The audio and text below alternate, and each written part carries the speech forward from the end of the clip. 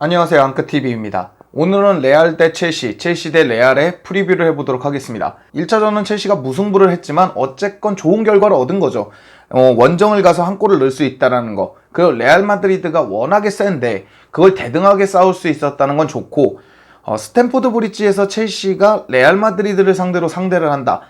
그럼 아무래도 레알보다는 첼시가 유리하다고 볼 수가 있겠죠. 하지만 여러 가지로 어떤 부분은 유리하고 어떤 부분은 불리한지 보도록 하겠습니다.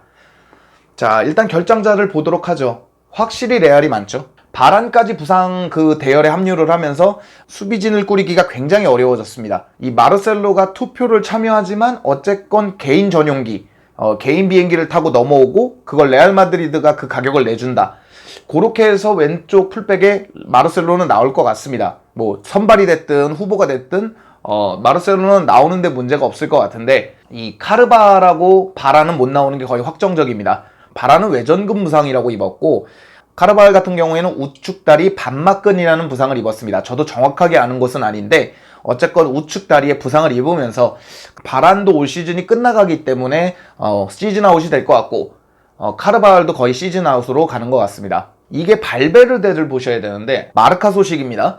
음성 판정을 받았다는 얘기가 있고, PCI, 그러니까 침샘이나 이렇게 코 이 점액 그걸 통해서 테스트를 해서 음성만 뜨면, 그러니까 완료가 되는 거죠. 그럼 첼시전에 합류할 수 있다는 얘기가 있는데 요건 아직 녹화 기준으로 완벽하게 확인이 안 됐습니다. 그렇기 때문에 음성만 뜨면 발베르데는 뭐 부상이나 이런 게 아니기 때문에 발베르데까지 나올 수가 있습니다. 라모스하고 맨디는 복귀를 했고 첼시전에 나올 것이다, 소집이 될 것이다 얘기되고 있습니다. 그 다음 봐야 될 건 첼시인데, 첼시는 역시 코바치치, 이게 햄스트링 부상이 굉장히 긴가 봅니다. 훈련 복귀는 되어 있는데 투엘 감독 얘기로는 훈련을 다 하고 나서 코바치치가 오더랍니다. 그래서 감독님, 제가 봤을 때 아직까지 몸에 좀 무리가 있다. 이 얘기가 뭐겠습니까? 풀 컨디션이 아니란 얘기죠. 근육적으로 문제가 생길 수 있다. 옛날에 디에고 코스타가 그랬습니다. 이게 AT가 결승에 올라가게 됐지 않습니까? 근데 코스타가 햄스트링 부상을 입었는데 이 뭐 말치료다 뭐다 해갖고 어떻게 치료를 해갖고 뛸 수 있다. 몸 컨디션 괜찮다 했는데 결승전 뛰자마자 얼마 못 가서 나왔거든요. 이 햄스트링이라는 게 잘 관리하지 않으면 고질병이 되기 때문에, 그래서 코바치치는 좀 못 나오는 느낌이고, 르디거 같은 경우에는 이제 앞면에 마스크를 쓰고 나오면 문제는 없다고 합니다. 본인 스스로도, 그리고 투엘 감독 말로는 마스크를 써서 나올 수 있다 이렇게 얘기하기 때문에 르디거까지는 이제 참가가 가능하고, 우리 쪽에서 결정자를 보자 그러면 코바치치 정도다 이렇게 볼 수 있죠. 키플레이어를 볼 건데, 키플레이어 같은 경우에는 레알은 2명, 첼시는 1명 뽑았습니다. 그러니까 뭐 다 잘해야 하기는 하지만 키플레이어, 경기를 뒤바꿀 만한 선수가 누가 있을까 봤더니 레알 마드리드는 라모스랑 벤제마가 있다고 생각합니다. 원래는 벤제마만 뽑으려고 그러다가 이 라모스가 복귀한다면 라모스도 굉장히 좋거든요. 레알에 라모스가 있고 없고가 굉장히 크거든요. 수비력은 뭐 타의 추종을 보러 하고, 제가 봤을 때 이 왼쪽 오른쪽 커버 들어가는 게 이 수비 범위가 정말 크거든요. 약간 티아고 실바 같이 정말 많은 부분을 수비해 줄 수 있는 선수고, 세트피스 상황에서는 헤더로 넣어줄 수 있고, 실제로 1차전에 우리가 세트피스에서 실수를 했기 때문에 거기에 맹렬한 강점이 있는 라모스가 돌아온다는 것은 굉장한 이득이라고 볼 수 있습니다. 거기에 뭐 벤제마도 있다고 할 수 있고, 뭐 세부적으로 보자면 뭐 발베르데 돌아온다면 발베르데, 페르랑 맨디, 뭐 이런 자원들의 복귀도 굉장히 레알 마드리드에게 도움이 될 수 있다 이렇게 볼 수 있지만, 가장 키 플레이어를 뽑아보자 그러면 전 라모스를 뽑고 싶습니다. 다음은 첼시는 역시 마운트입니다. 이 수비력이라는 건 어느 정도 검증이 되는 것 같아요. 첼시가 이제까지 투엘 감독이 해오면서 보여줬던 수비력이 이게 검증이 돼 있기 때문에 수비는 뭐 전부 키 플레이어라고 보고, 결국 공격 쪽에서 방점을 찍어주면 좀 더 편하게 가져갈 수 있는 거잖아요. 그런 부분으로 보면 마운트가 좀 공수 연결해 주는 거, 플럼에서 되게 좋았잖아요. 플럼전에서 이렇게 넘겨줬을 때 받는 거나 전 그 터치가 굉장히 부드러웠다고 생각하거든요. 그리고 하베르츠에게 넘겨주는 그 센스나 라인 브레이킹을 할 때도 티아고 실바가 아직 패스를 제대로 하지 않았고, 본인이 지금 들어가면 업사이드 트랙에 걸리니까 조금 템포 조절하는 것이나 굉장히 공격적으로 좋아졌다고 생각합니다. 물론 레알 마드리드가 더 급한 건 사실이에요. 그러니까 공격적으로 막 몰아붙일 텐데 그걸 잘 묶어내고, 수비가 잘 묶어내고, 마운트가 이렇게 공수를 연결해주면서 한 방만 해결할 수 있다면 첼시는 아주 손쉽게 결승을 갈 수도 있다 이렇게 보고 있습니다. 그럼 장단점을 한번 보시죠. 장단점을 레알부터 보자 그러면, 레알 마드리드는 아무래도 공격진에 있고 복귀 자원이 있다고 보고 있습니다. 아까 설명했던 키플레이어와 거의 비슷해요.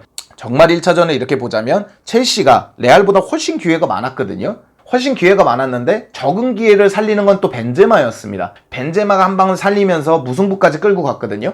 그런 걸 놓고 보면 이젠 원정이지 않습니까? 레알은 원정, 첼시는 홈인데 이럴 때 벤제마가 번뜩번뜩하는 걸 보여준다면 레알 마드리드는 굉장히 이점을 가져갈 수 있습니다. 굉장한 장점인 거죠. 바란이 아웃됐고 카르발 아웃됐고 맨디나 라모스 폼이 제대로 돌아오지 못했는데 어쨌건 맨디, 라모스, 발베르테까지 어느 정도 중원과 수비의 복귀가 됐다라는 건 굉장히 큽니다. 크카모가 좀 지쳐있는 상황에선 발베르테, 좀 바란까지 빠졌던 수비에서는 라모스, 맨디 이렇기 때문에 이런 것도 굉장한 장점이 아닐까라는 생각을 하지만 어쨌건 단점으로 보자면 수비가 많이 이탈했다 이렇게 볼 수 있죠.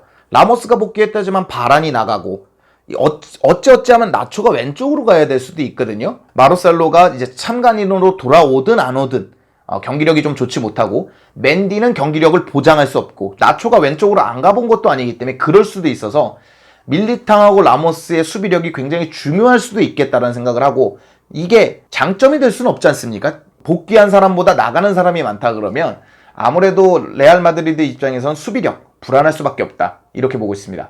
첼시는 분위기입니다. 코바치치도 없고 빈공은 계속되고 그럼에도 불구하고 계속 투엘 감독은 승리 그리고 4위권 수성 레알 마드리드와 준결승에서 무승부 이런 식으로 계속 좋고 유리한 위치를 가져가고 있습니다. 분위기를 계속 끌어올릴 수 있는 여지가 많다라는 거죠. 조금 공격력이 모자라도 수비력으로 누가 못 나오면 누가 커버하고 코바치치가 못 나오니까 전진성을 캉테가 커버하고 이런 식이기 때문에 분위기 측면에서는 레알 마드리드보다 첼시가 훨씬 좋다고 보고 있습니다.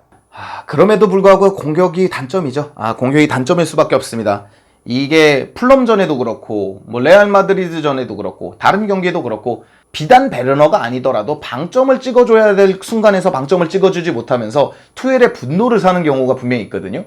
토너먼트에선 분명히 수비력이 중요합니다. 실제로 첼시가 수비력으로 여기까지 올라온 것도 있는데 결국에 끝을 내려면 공격이 돼야 되거든요. 레알 마드리드 입장에선 한 골 먹혔습니다. 되게 닭공으로 나올 거예요. 공격적으로. 안 그러면 떨어지는데? 그러니까 당연히 닭공으로 나올 텐데 수비가 아무리 커버를 해줘도 공격이 한두 골 넣으면 경기는 더 수월하게 갖고 갈 수 있습니다. 수비만 하는 건 불안할 수 있거든요. 꼭 안 먹히라는 보장도 없는 거기 때문에 어떻게든 한 골을 넣어야 되는데 빈공이다. 이게 당연히 불안할 수밖에 없는 그런 상황이라고 보고 있습니다. 자, 이게 양 팀의 예상 라인업인데 이쪽이 레알이고 이쪽이 첼시입니다.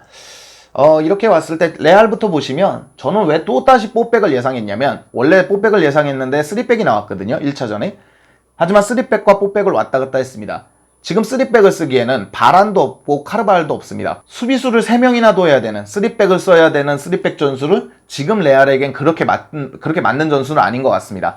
물론 맨디가 복귀할 수도 있고 마르셀로가 있기는 하지만 나초가 서는 건 어떨까? 혹은 나초가 쓰지 않더라도 뽀백이 어떨까? 라모스가 있으니까.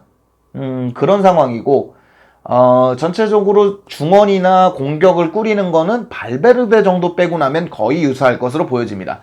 자, 이쪽을 보면 첼시는 최전방에 베르너 그리고 플리식을 둘 것 같습니다. 하베르츠 같은 경우에는 베르너가 측면에서 영향력이 큽니다. 어차피 왼쪽 하프 스페이스를 공략하는 선수니까 좋기는 한데 하베르츠가 좀 강팀, 수비가 강하고 공간을 적게 내주고 적은 기회가 오면 그렇게까지 좋은 모습을 보여주지 못하고 잠기는 느낌입니다. 그러니까 아무래도 베르너, 플리식, 마운트로 공격진을 꾸리고 캉테, 조르지뉴 가고 치레라고 제임스 가고 3백 요렇게 가고 맨디로 나올 것 같습니다. 전체적으로 이렇게 알아봤는데 첼시한테 가장 좋은 건 그냥 묶어내는 겁니다. 무승부로 끌고 가는 거죠. 0대0. 이게 가장 좋다고 생각합니다. 괜히 무리해서 공격을 할 필요도. 그러니까 그런 팀이 있어요. 득점력이 너무 좋다 보니까 어떻게든 공격을 해서 빨리 끝내버리려는 팀들이 있어요. 예를 들면 맨시티, 예를 들면 파리 생제르맹 이런 팀들이 있는데 첼시는 그런 과는 아니니까 조금 수비적으로 하되 기회가 오면 적은 기회를 빨리 살려버리는 쪽으로 그렇게 갈 것 같고 레알 마드리드 같은 경우에는 어쨌건 원정 한 골을 먹혔습니다. 그대로 90분이 흘러가면 그냥 지는 걸로 되거든요. 그렇기 때문에 어떻게든 공격적으로 나올 것 같습니다. 레알과 첼시의 2차전은 누가 먼저 유리한 고지를 잡느냐의 싸움일 것 같습니다. 원래 2차전이 그런 거잖아요. 그래서 보는 재미도 있고 수싸움도 굉장히 기대되는 상황입니다. 오늘 영상은 여기까지고요. 즐겁거나 유익하셨거나 도움이 되셨다면 당신의 구독을 기다리겠습니다. 감사합니다. 이겨야 될 텐데...